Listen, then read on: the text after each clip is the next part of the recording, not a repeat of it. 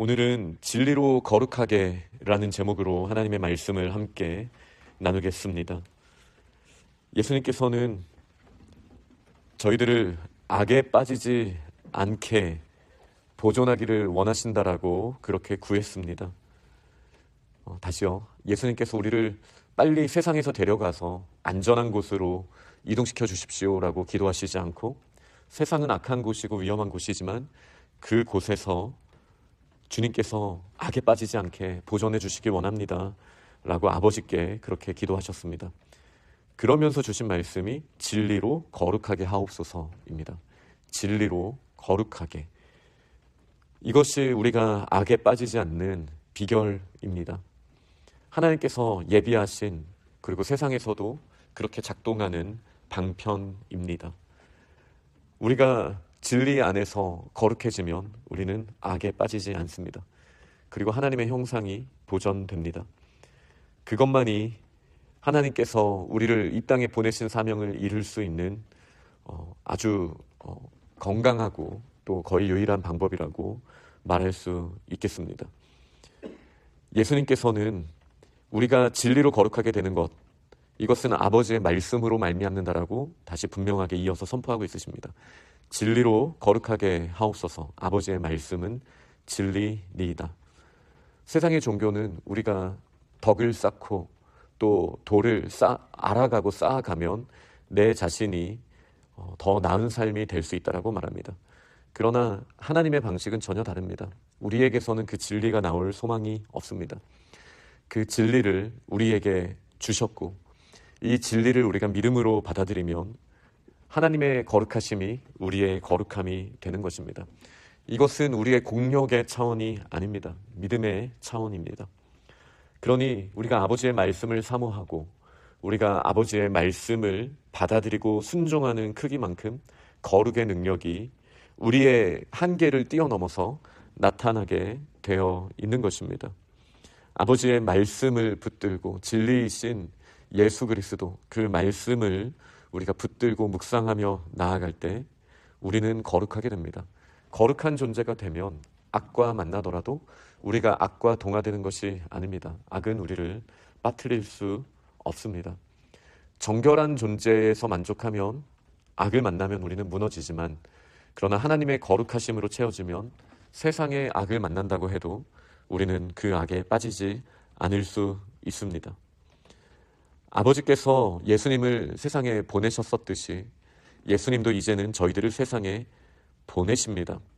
그러기 위해 전제되어야 하는 것이 바로 그 거룩함입니다. 그래서 19절은 그들을 위하여 내가 나를 거룩하게 하였습니다 라고 말씀하시는데, 우리가 요한복음 17장을 대제사장의 기도라고 말하거든요.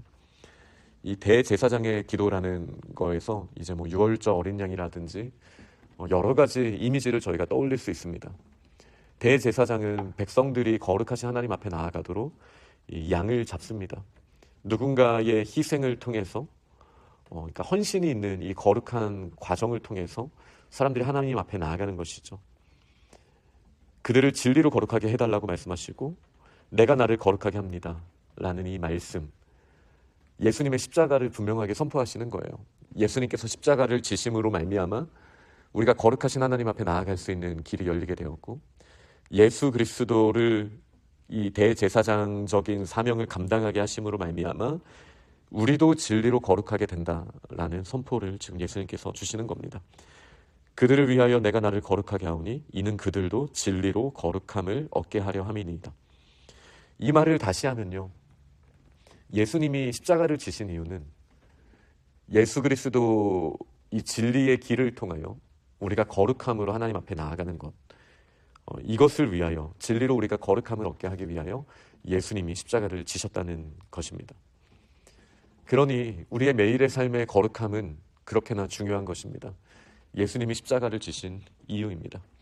우리가 거룩함을 선택하고 하나님으로부터의 충만함을 사모함으로 나아갈 때 우리는 하나님의 영광을 드러내게 되고, 그리고 세상은 우리를 감당할 수 없게 됩니다. 이제 하나님의 나라가 펼쳐지게 되고 많은 사람들이 하나님의 형상인 우리를 바라보고 아버지께 영광 돌리고 주님께 돌아오는 이 역사가 세상에서 일어나게 되는 것입니다. 그래서 20절에 이렇게 말씀하십니다.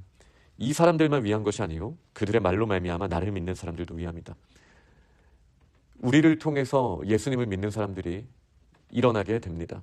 어떻게요? 우리를 진리로 거룩하게 하셨기 때문입니다.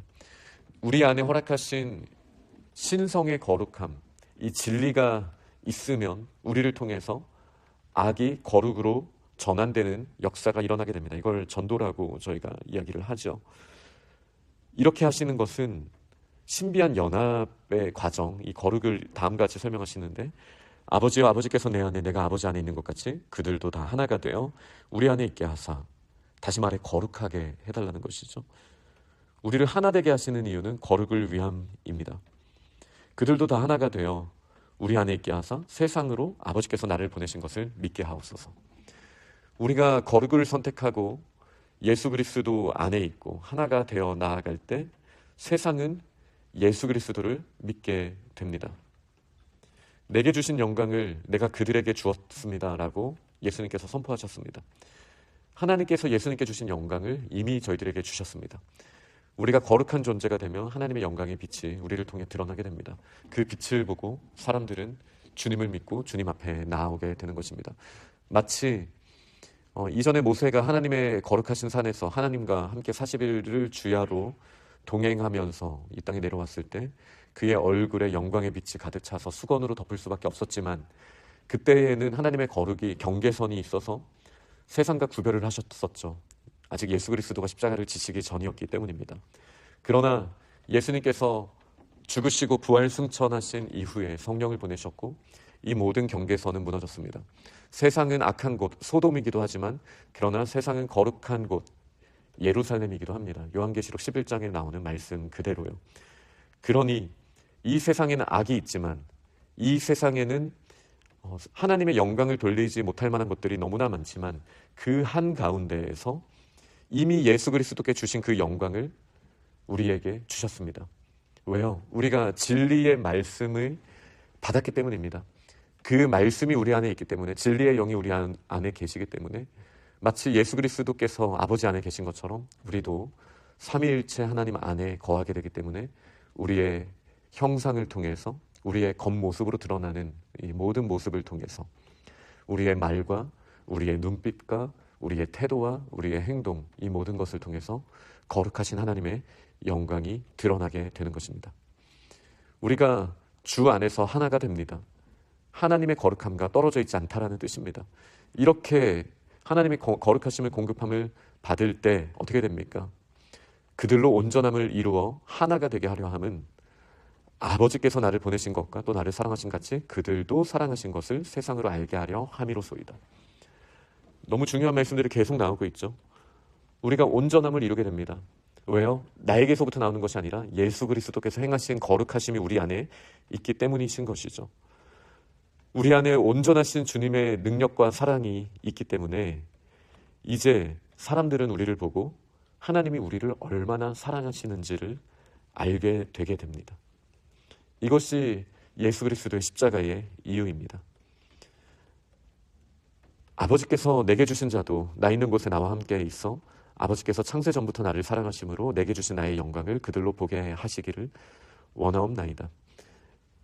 저희들도 예수 그리스도의 영광을 보게 하시기를 원하신다라고 말씀하십니다. 이게 순서인 거죠. 우리가 예수 그리스도의 영광을 보고 그리스도를 닮아가며 나아갈 때 세상은 우리를 보고 아버지의 영광을 알게 되는 것입니다. 세상이 아버지를 알지 못하여도 예수님이 아버지를 아시고 그들도 아버지께서 예수님을 보내신 것을 알았다라고 고백하시면서 마지막 절 말씀을 주셨습니다.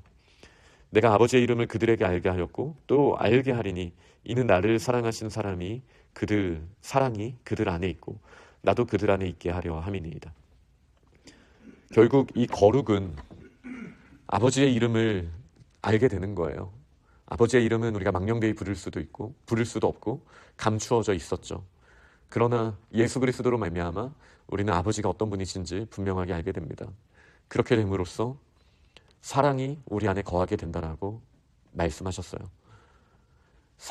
우리가 사랑하며 나아갈 때 마치 요한 서신서에 나오는 것처럼 사랑함으로써 이제 우리가 주님 안에 있다는 것을 세상이 알게 되는 것.